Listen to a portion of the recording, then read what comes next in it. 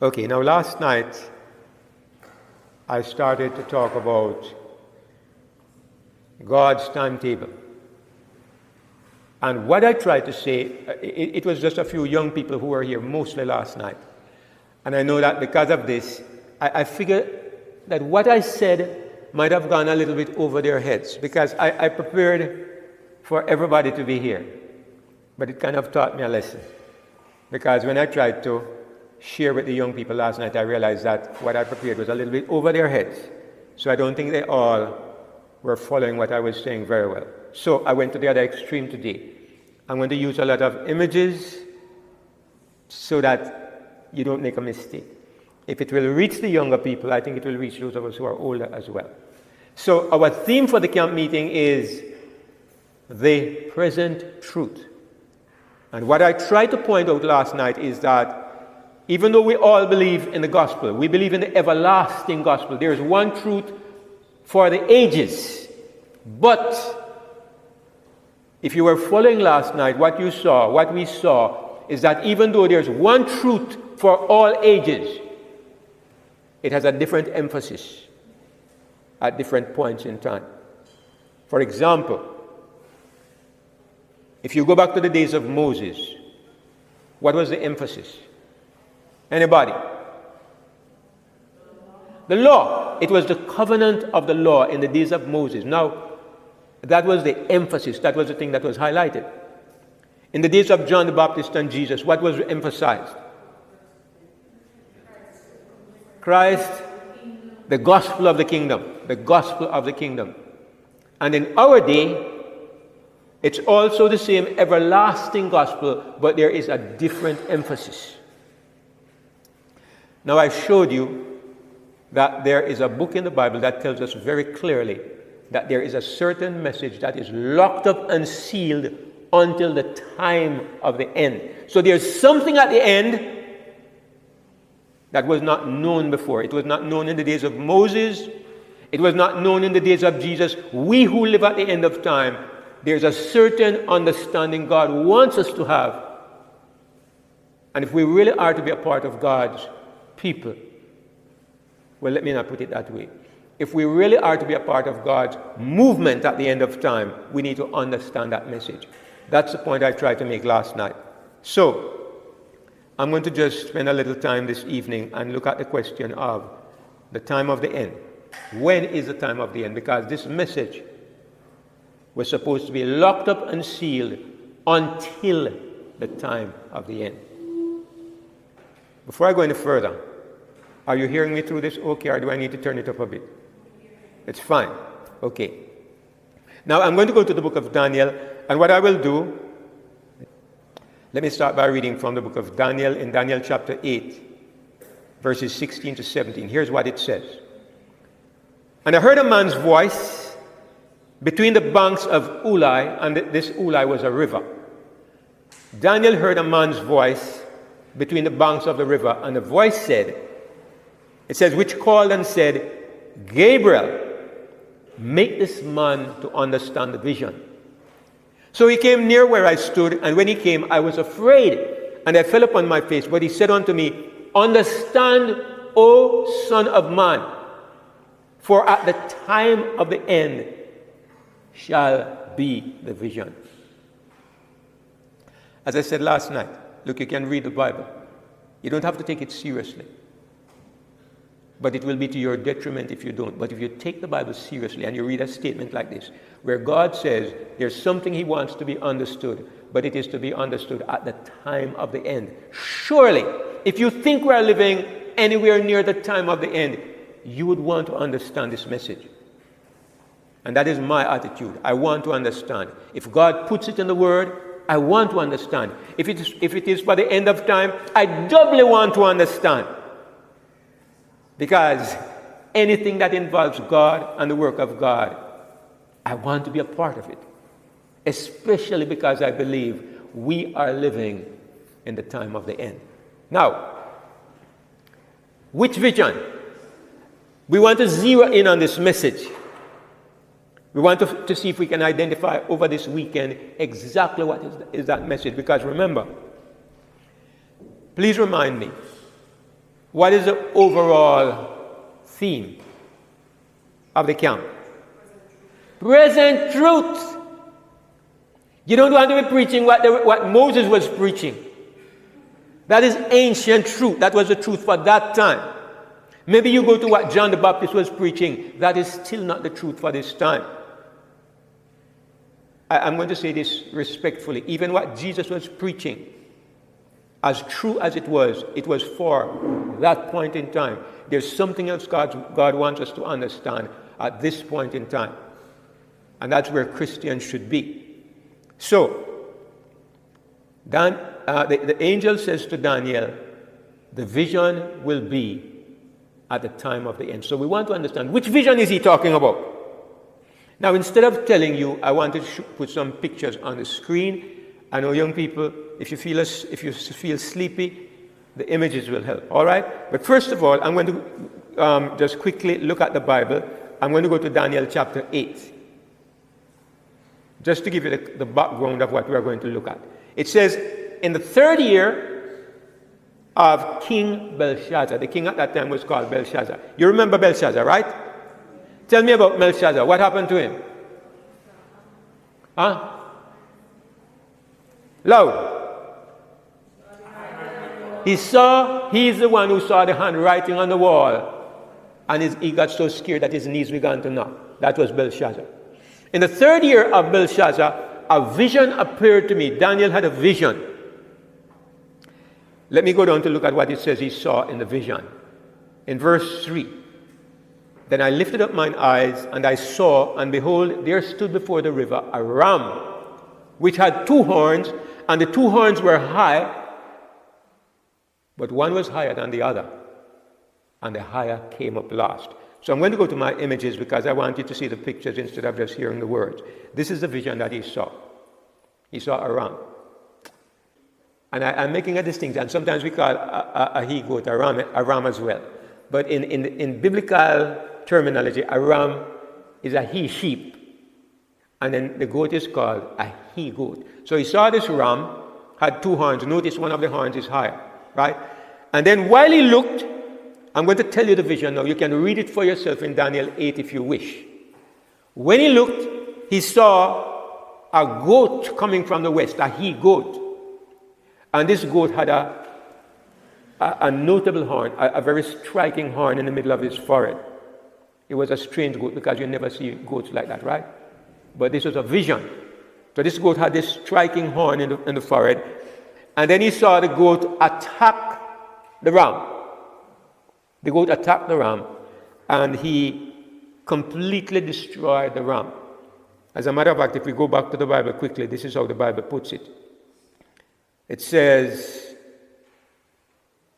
in verse 6, he came to the ram that had 2 horns, which I had seen standing before the river, and ran unto him in the fury of his power. And I saw him come close unto the ram, and he was moved with choler against him. This word choler means great anger. And smote the ram, and brake his 2 horns, and there was no power in the ram to stand before him. But he cast him down to the ground and stamped upon him. And there was none that could deliver the ram out of his hand. Therefore the he-goat waxed very great. And when he was strong, the great horn was broken. And for it, or instead of it, came up 4 notable ones toward the 4 winds of heaven. Now while he was watching, he saw that out of one of these horns, something happened. There came another horn. And this horn that came up out of these 4 horns, it became an exceedingly great horn. As a matter of fact, the word that the Bible uses says it was greater than the goat. The horn became greater than the goat. The horn became greater than the ram that was before, because the Bible says the ram was great and the goat was very great. But this horn became exceedingly great. If you look at the Bible, it gives you that. What did they say? Positive, comparative, superlative. Good, better, best. Great, greater, greatest. Great, very great, exceedingly great. So the greatest of all was this horn. Now, what does this vision mean? But this is a vision. This is the vision. And the vision isn't over. I must read the last part to you because that's the part that is most interesting. Here's what it says about this little horn. This horn now, this great horn, exceedingly great horn, in verse 10, look at what it says. And it waxed great. It became great even to the host of heaven. And it cast down some of the host and of the stars to the ground and stamped upon them. Do you believe this is literal? Come on, there should be a chorus. What do you think? Yes or no? Why would you say no? Somebody quick. Because no power on earth can reach up to heaven to throw down the armies of heaven and to throw down the stars. Right? So obviously it's symbolic. So when it says the host of heaven and the stars of heaven, it must be speaking about the people of God. Would you agree? Because we are the people of heaven even though we live on earth. So it must be talking about the people of God. Look at what it says in verse 11. Yes, or yea, he magnified himself. What does it mean to magnify yourself? Show off, elevate yourself, exalt yourself. He magnified himself even to the prince of the host or the prince of the army. Which army? The army of heaven. Tell me, who is the prince of the army of heaven? Christ. So this horn magnified himself to the place of Christ. Now here's the interesting thing. It says, and by him, by this horn, the daily sacrifice was taken away, and the place of his sanctuary was cast down. Now when you look at this verse, it says that the place of his sanctuary was cast down. Whose sanctuary is it talking about? Who do you think? Yeah, I was hoping everybody would give me a chorus, because it's kind of obvious. If this little horn is attacking Christ, then if he throws down somebody's sanctuary, it must be the sanctuary of Christ, right? And a sanctuary is another name for what? A temple. So it must be the temple of Christ that this horn is throwing down to the ground. Now, as I said, as we agreed, this horn cannot be reaching up to heaven. It must be attacking something relating to Christ here on earth. It can attack Christ in heaven in a way, but I'm going to explain it what way. Now, the verse I really want to get to is verses 13 and 14. I'm going to read these and then we're going to go back to our pictures, because I know you like the pictures. In verse 13, it says, then I heard one saint speaking. A saint is here referring to an angel. A holy one. That's what the word saint means, a holy one. So I heard one angel speaking, and another angel said unto that certain angel which spake. Here's the question. How long shall be the vision? Which vision? The vision concerning the daily sacrifice, the transgression of desolation, and here's the key point, to give both the sanctuary and the host to be trodden underfoot. So let me paraphrase that question. How long is this thing going to continue? How long is this little horn going to attack Christ and going to attack the people of Christ and trample down the worship of Christ underfoot? How long? And he said unto me, unto 2,300 days, then shall the sanctuary be cleansed. That's the verse I want to focus on. Now, if you look at the word cleanse, I'm just going to show you something about this word cleanse. I don't know if you'll be able to see what I'm going to put up. I'm going to put up some tiny text on the screen. But I hope you can see. If you can't see, I'm going to tell you what it says. You can't see. But it's looking at the Hebrew language, right? And the word for cleanse is a Hebrew word, sadak. That's what you see in that tiny text that comes on the screen, sadak. Too small, but anyway, I'm going to tell you what it says. It means that this word can mean, if you look at this fine writing at the bottom, it can mean to cleanse, it can mean to justify, it can mean to turn to righteousness. And I'm going to put something else that you might not find here, but it is included It can also mean to restore. What it is asking, the question is being asked, how long is this going to continue? That this little horn is attacking Christ, is attacking the worship of Christ, is attacking the people of Christ. How long? And it throws down the worship of Christ because it throws down the sanctuary. And the voice says, here's a voice from heaven that says, there will be 2,300 days, then the sanctuary will be restored. Now I'm going to tell you that we don't have the time this evening to explain all that means. Absolutely not. What I want to do this evening is to show you that this is something that relates to the time of the end, and it has to do with our day. That's what I want to show you. All right? Now let me show you why I am so certain it has to do with our day. Look a little further down in the same chapter. We are going to scroll down. It says in verse 15, and it came to pass, when even I, Daniel, had seen the vision, and I sought for the meaning. I was looking for the meaning. Then behold, there stood before me as the appearance of a man. And I heard a man's voice between the banks of Ulai, which called and said, Gabriel, make this man to understand the vision. All right, so he's going to be given an interpretation. But here's what I want to highlight most of all. Look at verse 17. So he came near where I stood, and when he came, I was afraid, and I fell upon my face. But listen to this now. But he said unto me, understand, O son of man. What?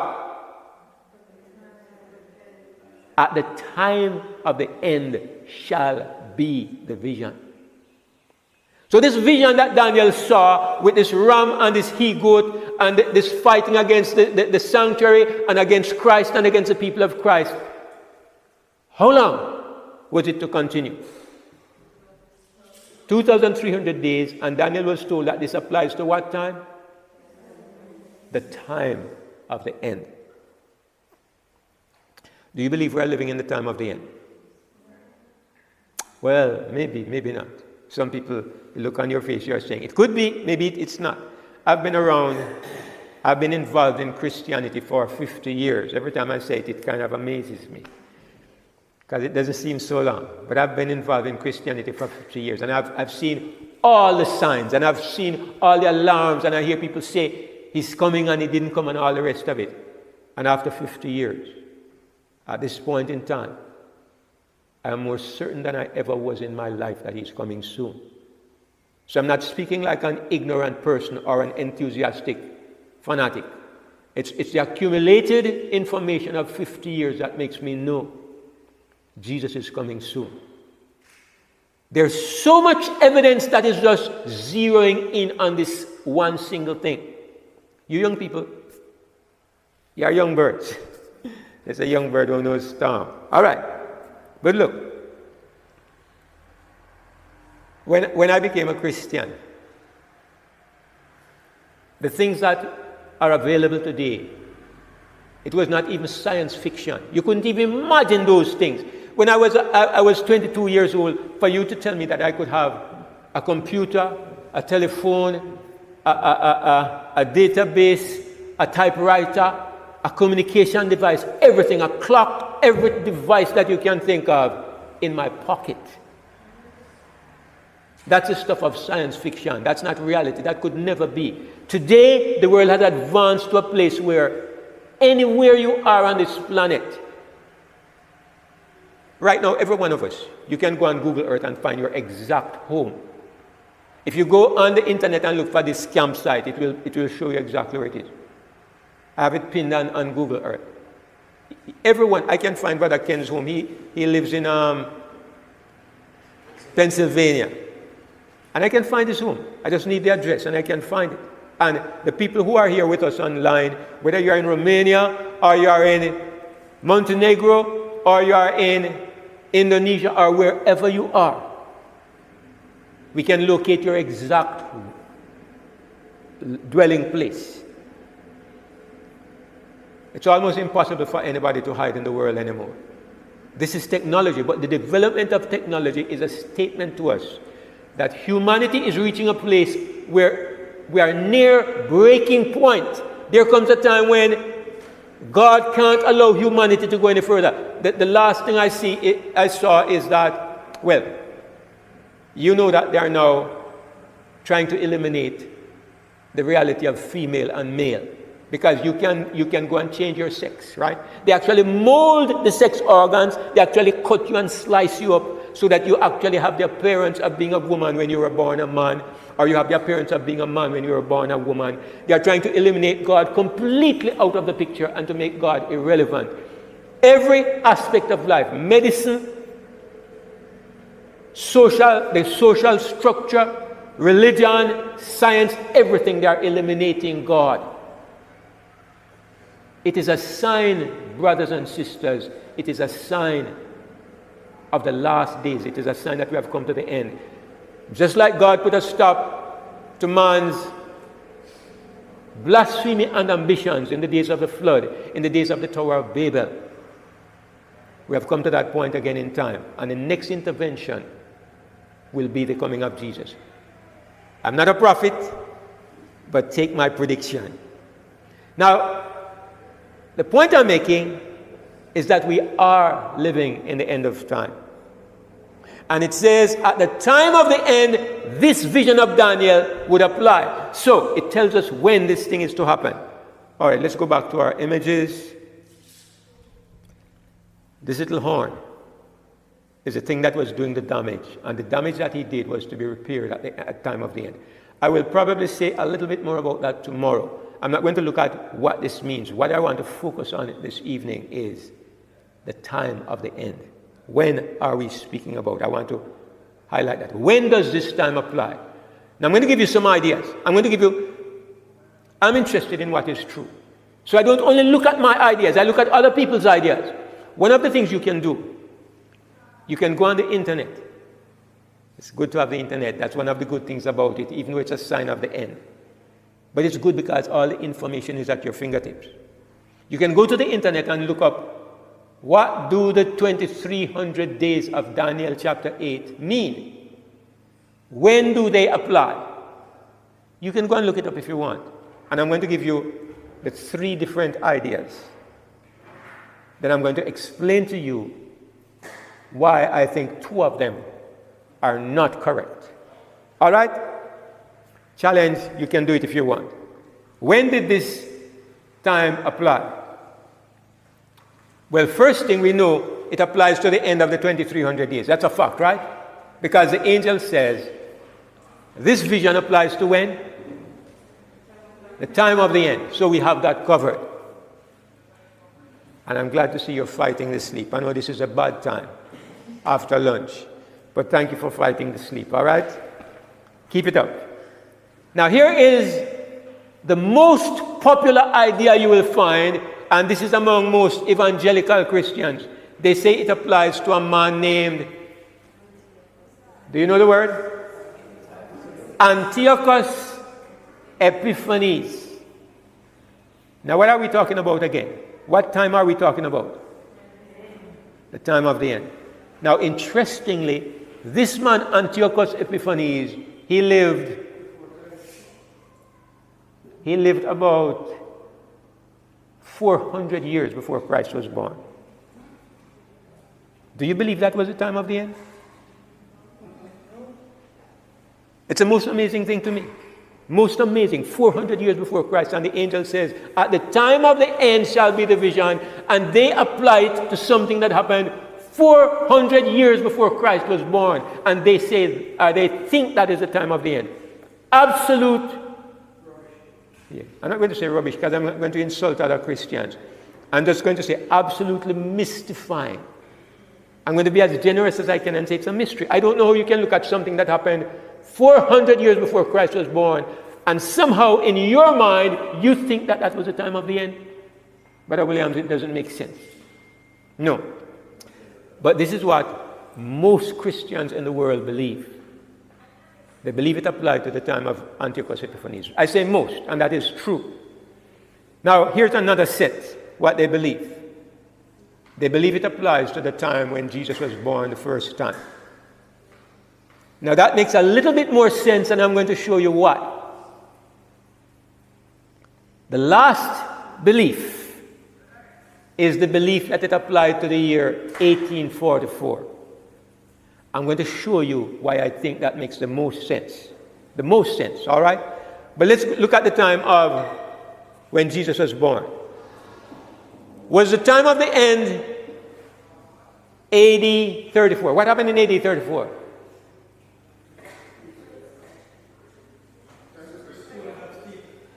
Yeah, they say it was the stoning of Stephen. It might have been something like that. It might have been Peter having his vision. It was round about the time of the beginning of the apostolic church, during the early years of the apostolic church, right? They say that this is when the time of the end came. Let me see if that makes sense. Go to the Bible and I'll show you why they say this. In Mark 1, verses 14 to 15, look at what happens. It says, Now after that John was put in prison, Jesus came into Galilee preaching the gospel of the kingdom of God and saying, look what Jesus was saying, the time is fulfilled. Do you see why they say this was the end of the world? And the kingdom of God is at hand. Repent ye and believe the gospel. Jesus was preaching this, and this is why they say this was the end of the world. And they say this vision that Daniel had applied to the time of Jesus. Now, there's a funny thing. Remember, there are several things about the prophecy. First of all, there's a time period. What does the time say again? What time period did it say? Unto 2,300 days, then shall the sanctuary be cleansed. So the first thing is, you have to make it fit. If you are telling me it was AD 34, you have to show me how the 2,300 days ended in AD 34, right? You can't just say because Jesus said it was the end and the time is fulfilled. You can't take that alone. You must take the time period and explain it as well. You see what I'm saying? That's not the way we approach evidence. When it comes to evidence, you put 1 and 1 is 2, right? So 1 plus 1 plus 1 plus 1 plus 1 plus 1 must be 2, 3 times 2, or something like that. You must put your evidence together to come to your conclusions. You can't just pick up one thing. That is what leads to a lot of confusion. People grab one little thing and they don't look at the other side of it. That's not the way you examine an issue. You take all the evidence and you see where you can go with it. So anyway, that's one of the reasons. Look again. In John 19, verses 29 to 30, it says that when Jesus, about the middle of the paragraph, when Jesus therefore had received the vinegar, he said, "It is finished." And he bowed his head and gave up the ghost. So if Jesus said it was finished, it sounds like that was the end, doesn't it? That is why some people say that this time of the end was when Jesus actually came here and died. But I think all of you will see that if you think like this, you're kind of a little unbalanced, because it wasn't the end of the world. It was the end of something, but not the end of the world. I would say that when Jesus came here, notice what I put on the board. I'm going to explain myself. The prophecy of the 2,300 days, it has 2 parts. That was part 1. Part 1 of the prophecy was fulfilled in the time of Jesus, but there's a part 2, and I'm going to explain it. Part 1 of the prophecy. When Daniel had this dream, do you know what he did? When he had the vision, you know what he did? He went to pray. Why would he pray? Why would he be so concerned? If you have a vision and you hear a voice say, you see an angel says, 2,300 days, and you don't understand what he's talking about, what would you do? I would go to the God who gave me the vision and I would ask him, help me to understand. That makes sense. As a matter of fact, people come to me all the time and say, Brother David, I dream so and so. I'm not an interpreter of dreams. I just tell them maybe they ate too much. I don't know. I don't have that ability to interpret dreams. But sometimes if you have a very striking dream, sometimes God does give messages that way. And I can understand if that happens now, but you'd really want to understand what this dream is about. Now, Daniel didn't have a dream. He had a vision. And that is worse, because a vision is like real life. Like right now, we could be in here. This could be a vision if I were in a vision. Everything appears graphically real.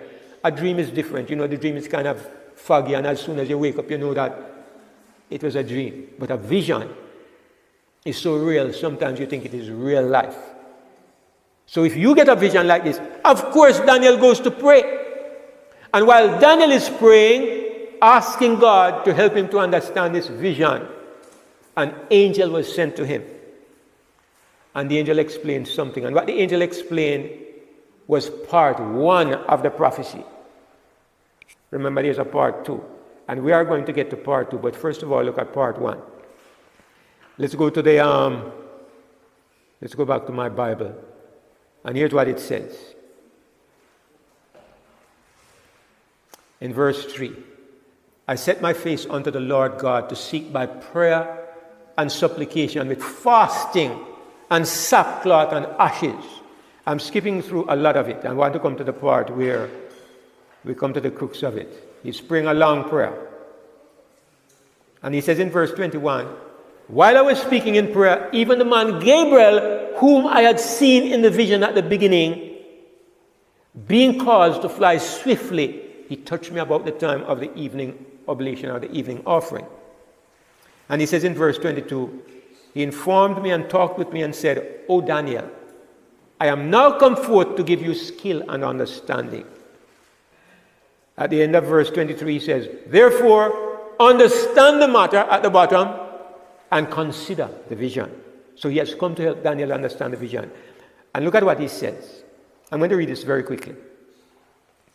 And then we're going to go back to our images. 70 weeks. I'm going to read it slowly. As a matter of fact, let me give you another version that is a little more simple. 70 weeks have been decreed. Now just a moment before I go one step further. 70 weeks have been decreed. What has he come to help Daniel to understand? The 2,300 days. And the first thing he does is give Daniel a certain time. How much time does he give him? 70 weeks. Now if you think, I want one of you young people to tell me, this 70 weeks, how would you relate it to the first vision? Is there any relationship? Young people, what do you think? You have any idea? All right, if he says 70 weeks have been decreed, what would you understand the word decreed to suggest? Say again. Thank you, Ashley. Very good. She says, does it mean some of the time has already passed? What it means is that this is a part of the time that is going to be cut off. So he's saying, out of the 2,300, 70 weeks out of it is for your people. And who were Daniel's people? The Jews. 70 weeks apply to the Jews and to your holy city, which was which city? Jerusalem, to finish the transgression, to make an end of sin, to make atonement for iniquity, to bring in everlasting righteousness, to seal up the vision and prophecy, and to anoint the most holy. Who was it that was going to bring in everlasting righteousness? Jesus. So this 70 weeks applies to who? So the angel is saying, out of the 2,300 days, 70 weeks has to do with the Jews and the coming of Jesus. Part 1 of the prophecy. So if we say that the vision applied to the time of Jesus, the time of the end, that's partly true. That's the first time of the end. The first time of the end was the coming of the Messiah, but that was only part 1. Now let me put this to you. All right, let me read quickly the next verse. I'm going to read the next 2 verses. Verse 25. So you are to know and to discern. Now he's telling some details, and I'll look at these more carefully in just a minute. From the issuing of the decree to restore and build Jerusalem until Messiah the Prince, look at the time now, there will be 7 weeks and 62 weeks. It will be built again with plaza and moat, even in times of distress. Then after 62 weeks, the Messiah will be cut off and have nothing. Now I don't want to read too much of that, because I know I'm going to lose you Let me go to my screen and show you something. Now, look at the screen.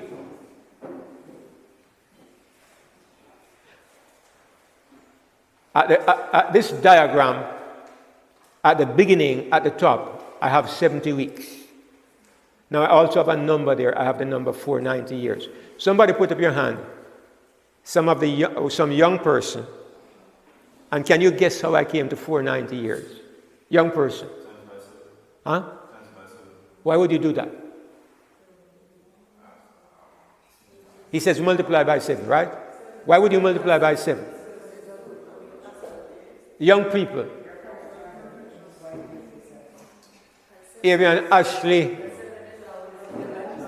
Abian. Say again. All right, he says because 7 is so much in the Bible, it's a good guess to start with 7. Ashley or Jordan. Any one of you? Kate or Vanessa? Any one of you? Huh? Yes, Vanessa?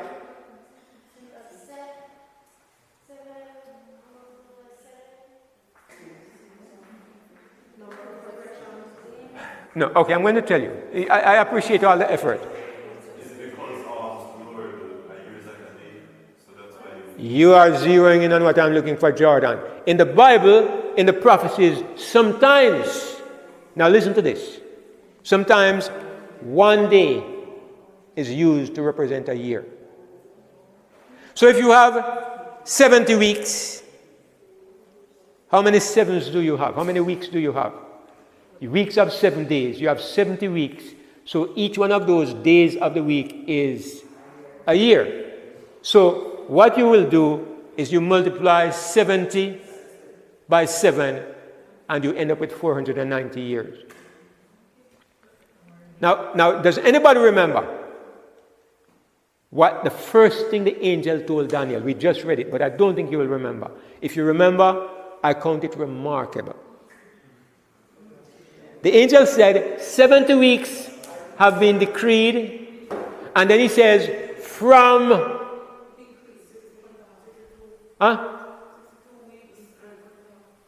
The decree has been cut off, but he says, from a certain point you are to start. Anybody of you remember, I will count you a genius. I don't mean you older folks, come on. You guys who have been through this generations ago over and over. I want the young people to think it through.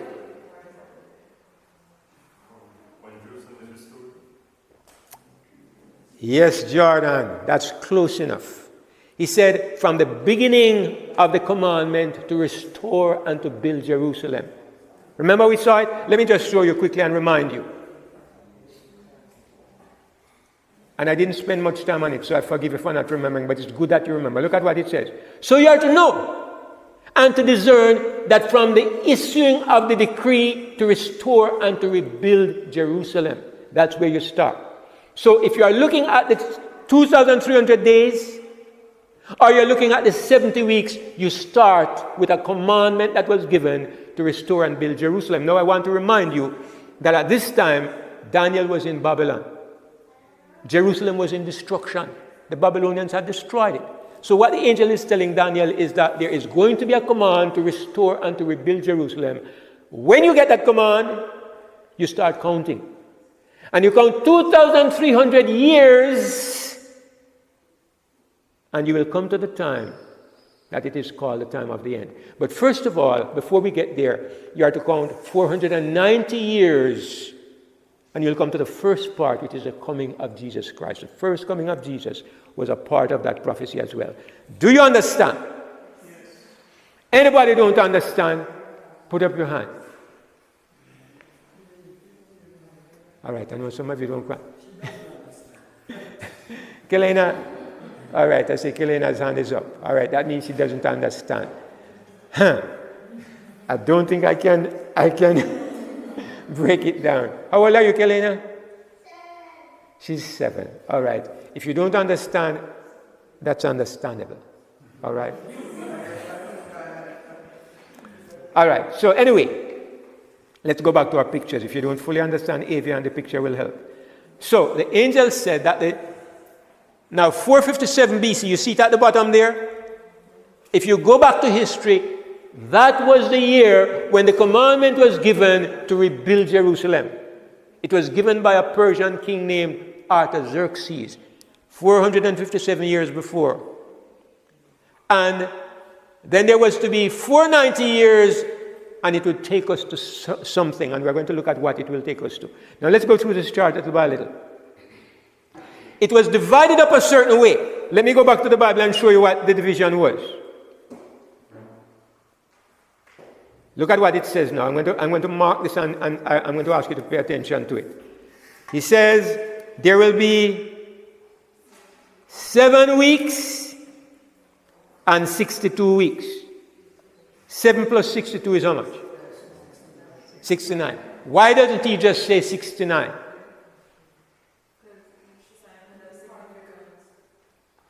Ashley, very good. Very good. If you have 69 and you break it into 2 pieces, it's because each piece relates to something that is happening in that particular time. So you say, okay, there's going to be 7, and then there's going to be 62. And if you look at what happened in history, and if you look at what is actually said, we're not going into the verse in detail, but what it is saying is that there's going to be 7 weeks when the streets of Jerusalem would be rebuilt. The streets and the walls would be rebuilt in 7 weeks. And of course, 7 weeks. Yes, we have a bright older student in the class. There'll be 7 weeks. Then there will be another 62 weeks. That takes you to 69. But it's supposed to be how much? 70. And so how much is left?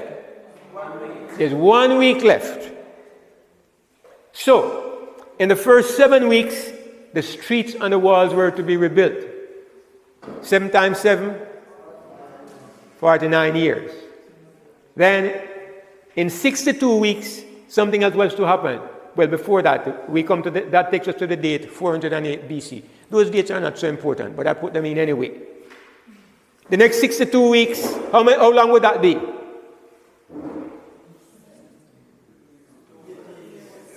$434, because you do what? Multiply 62 by 7. Everybody understands? Even Kelena. Great. All right, then you come to the last 1 week, and how long would that be?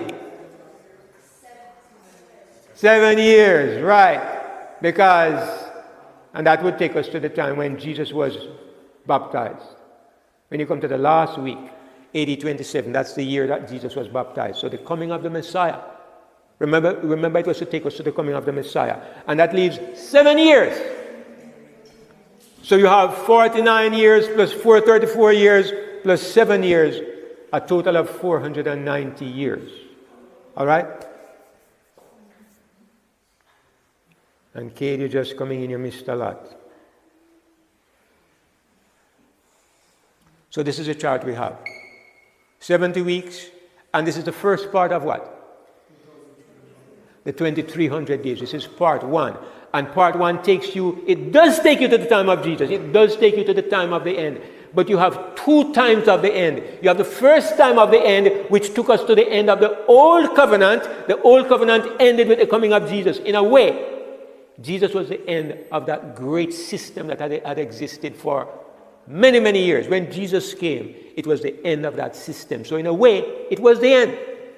But it's not the end that the prophecy is talking about. The time of the end in the prophecy.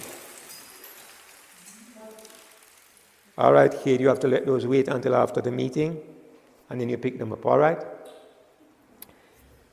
The time of the end that we are looking for is not the first coming of Jesus. That was, in a way it was.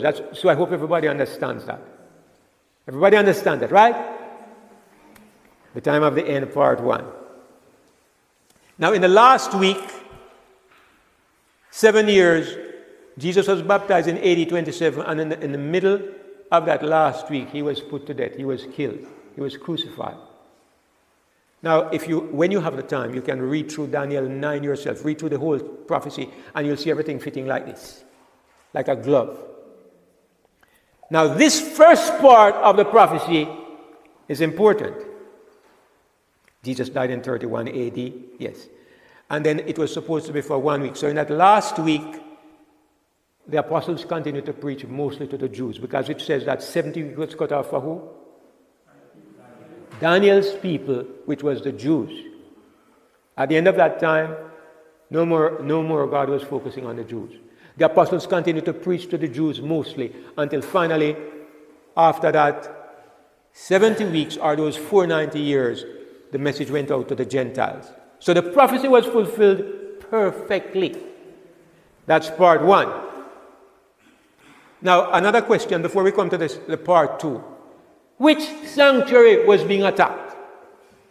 Now, I covered this already, but I just want to show you the point. People believe that this was a sanctuary. The thing that Moses set up in the wilderness. And it was, in a way, it was the Old Testament sanctuary.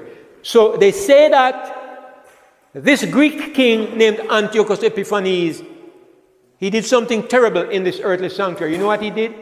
He took a pig into the temple, and he offered the blood of a pig on the Jewish altar, which you know was blasphemy, because it was set aside to the worship of God, and for you to offer swine's blood on the altar, it was a great insult to Jehovah.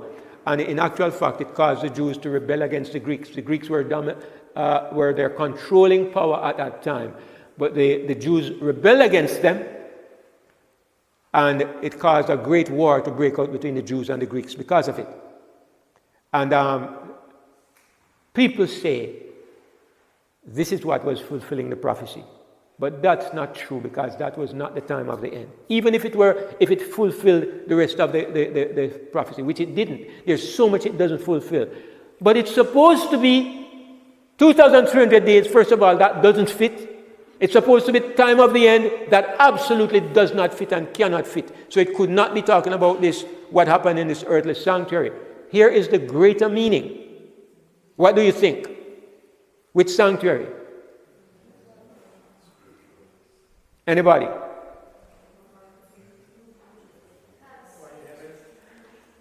You're taking too long to answer me, and I know you know the answer.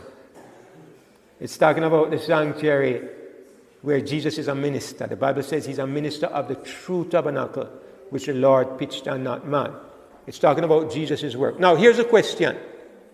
How could anybody get in the way of Jesus' ministry in the sanctuary? How could that little horn do such a thing? I want to ask you a question. DeAndre, Ashley, Avian. That happens at times when you're tired and when you're old. Any of you young people, can anybody get between you and Christ? No? Yes? All right. Anybody saying anything? No. All right. You know how I could do it? I could deceive you. I could deceive you. Suppose I teach you a doctrine to make you think that the only way you can approach Christ, you must come to me, and I'll go to Christ on your behalf. Yeah. Tell me something, Ashley, do you know of any system where this is taught?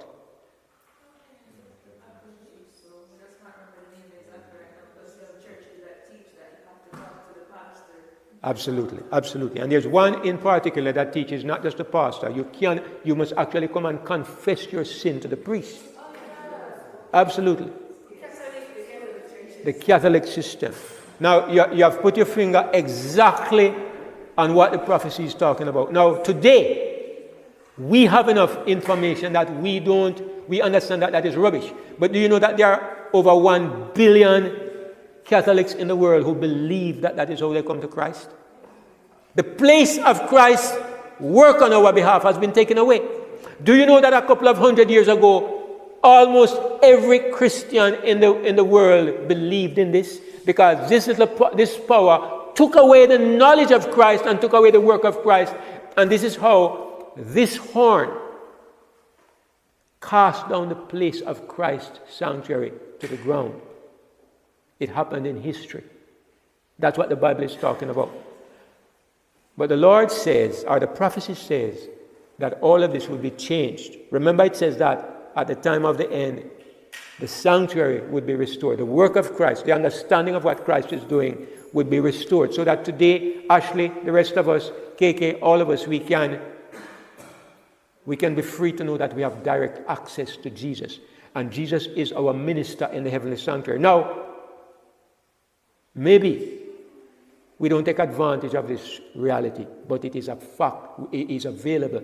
And the message, today we take it for granted, but it was restored. There was a time when it came back as something brand new. And even today, there are many Christians in the world who don't really focus on Jesus' work for us right now. They go back 2,000 years ago. They talk about what Jesus did on the cross, and that is important. But remember, we're talking about what? Present truth. We want to know what is happening today in terms of Jesus Christ.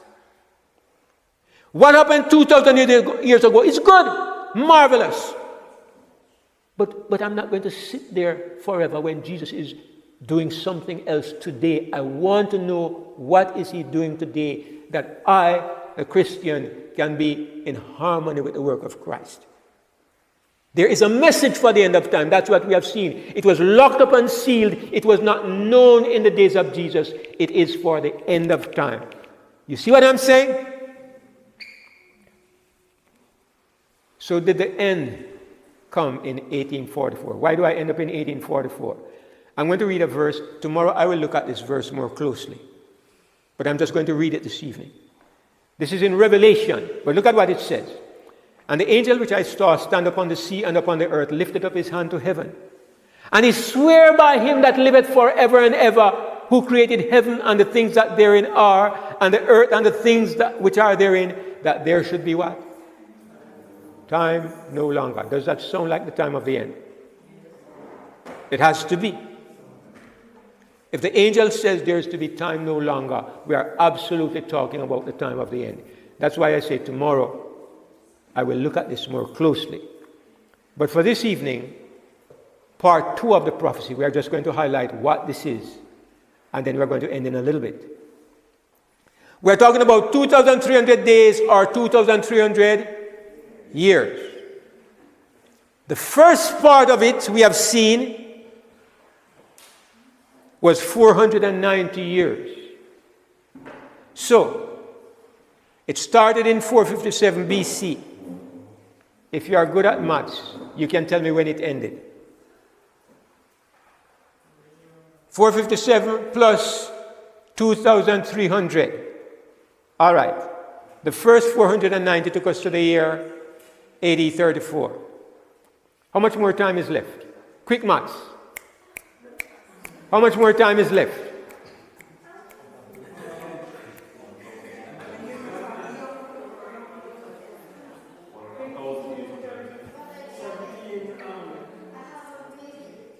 I want the answer. I don't want to hear your other ideas. How much more time is left? Well, it's mathematics, Vanessa. It's mathematics. And you said you're good at math. Okay, here's the question again. The time is 2,300 years. A part of it is gone, which is 490 years. How much time is left?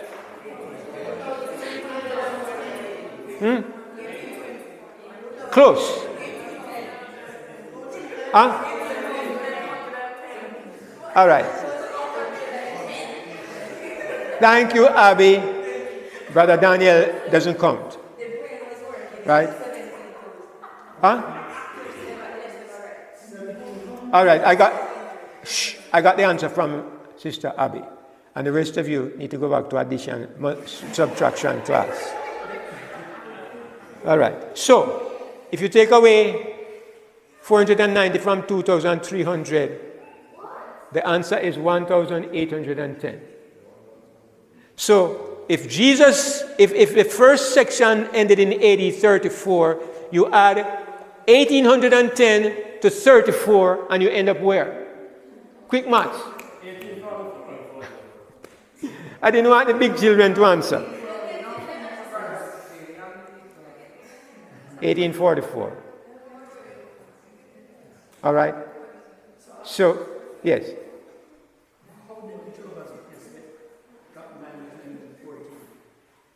I won't even go there this evening. It's a different... No, they didn't have to use the same period. They used the 25-20. Yeah, it's a different thing. But anyway, look, even though you got the answer wrong, do you all understand this chart? Put up your hand if you don't understand it. Good. No hands are up. Fine. Look at it and make sure you understand it. You understand, Kate? Vanessa, if you're going to ask questions, come to the front where I can hear you. All right. That's because you're sitting so far at the back. So, one last point I'm going to make, and then the rest of it, tomorrow we'll look at it. The last point. Now, this is something I'm asking. I'm not going to say this as gospel truth, but it's an idea that has occurred to me. I've heard this idea before, and recently it came to me that, maybe there's something there. Because 1844 is a long time ago. It looks that way. How long ago was that?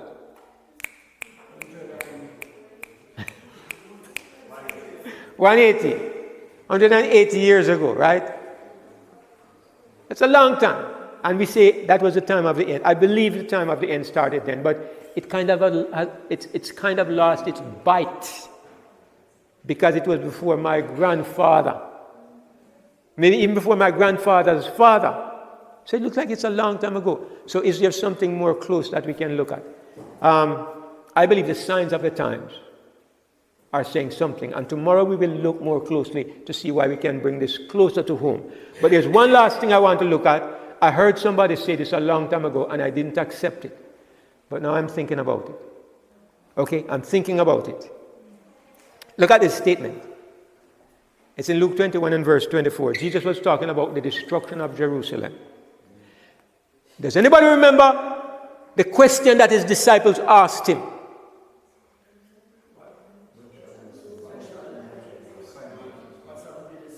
What shall be the sign of your coming and of the end of the world? And they also asked him, when was it that the temple would be thrown down? So he was answering these questions. And he makes a strange statement in Luke 21 and verse 24. And I honestly, I've always looked at it and wondered what it means. He says, speaking about the Jews, when they were destroyed, when Jerusalem was destroyed, he says, and they shall fall by the edge of the sword, and they shall be led away captive into all nations. Now look at the next part. And Jerusalem shall be trodden down of the Gentiles until the times of the Gentiles be fulfilled. Now, the first time somebody says that this was fulfilled when the Jews went back to Israel in 1948. You young people may not know, but Israel was not always there. The nation, for hundreds of years, many hundreds, Israel was controlled by the Muslim nations. In 1948, after World War II, the British government and America and some of these other countries, they came together and they made a country down in the Middle East where Israel used to be, and they told the Jews they could go back to there and set up a homeland. And that's where the nation of Israel, the modern nation of Israel, came into existence. A lot of people see it, oh, God is calling his people back, and the Jews are going to dominate the world again and become the greatest nation because they still live under the old covenant. I don't believe this. But did Jesus say that it would be a sign of the end? Not because the Jews are special, but just because it is a sign we could look for, and when it happens, you know that the end is near. Is that what he was saying? So I'm thinking when I look at it again, remember they asked him the question, what shall be the sign of your coming? What shall be the sign of the end of the world? How can we know that it is near? And he says this, Jerusalem is going to be controlled by the Gentiles until the time of the Gentiles is fulfilled. Jerusalem stopped being controlled by the Gentiles when the Jewish nation was set up in 1948. 67? Muslims still control a portion of Jerusalem. It's Okay. a divided city between the Christians, the Muslims, and the Jews. So it's Still to this day. still to this day. All right, but I mean, the technicalities of it, I know that in 1967 they said that there was a war and they took control of another part of it, and they control by far the greater portion of Jerusalem. Jerusalem is in the middle of Israel, which is absolutely non-Muslim territory, but they don't touch some parts of it because of the worship value of certain sections of Jerusalem. So maybe there is a question there as to whether they do control all of it or whether it is still to happen in the future. But the point I'm making is that here is a prophecy that seems to suggest that if you look at Jerusalem, you can see in what is happening in terms of the Gentiles and Jerusalem, you can see a reason to say Jesus is coming soon. So it's kind of irrelevant to what I've been looking at, but I'm going to tell you why I brought this in. Because I'm looking at the signs of the time, and I believe Jesus is coming soon. In the prophecy that we looked at, the prophecy ended in 1844, the 2300 days. And this was the beginning of the time of the end. I'm looking to see, is there anywhere in the Bible that puts it closer to my time? Because if I come and tell you, Jordan, about 1844, you say, okay, my daddy wasn't born yet. My grandfather wasn't born yet. My great-grandfather wasn't born yet. That is like forever. That's not really a sign for me today because it's too far in the past. This is why this other prophecy here interests me, because it seems to be pointing to something that is much closer, taking place right now before our eyes. The conflict in Jerusalem and the Jews taking control more and more of this place. And Jesus says, he seems to suggest this will be a sign of the end. So, I know that maybe the full impact of this may not reach us, but I'm going to tell you that young people especially, the more you study the prophecies, the more you will become convinced of the things we are looking at this evening. It will come a place where it's not just in your head, but in your heart. And that is when your life will change forever. When I began to believe the prophecies, believe me, in the nights I would go outside and lie on my roof or lie down in the common that was nearby the house, and I would look at the stars and I would dream. And I would think of the coming of Jesus. It was very real to me because the prophecies were giving me fact upon fact upon fact. And when you see facts begin to pile up, it brings conviction. And convictions make you realize it is true. And when you know it is true, you recognize I cannot be the way I was. Truth like this has to change my life. And that's the point. And that's what I want all of us to try to understand. We have looked at the outline of the prophecy this evening. And if you look at the outline, if you look at those times, 2300 days, 70 weeks, 7 weeks, 3 square. If you look at everything building up, you say, this is not normal. This is not normal. Somebody put this here with a design. Somebody wanted me to understand. The numbers fit together so perfectly. How am I going to respond to this? That's the point, brothers and sisters. That's the point, younger people. May God help us that as we consider these things, they will have the real impact on our lives that God wants them to have.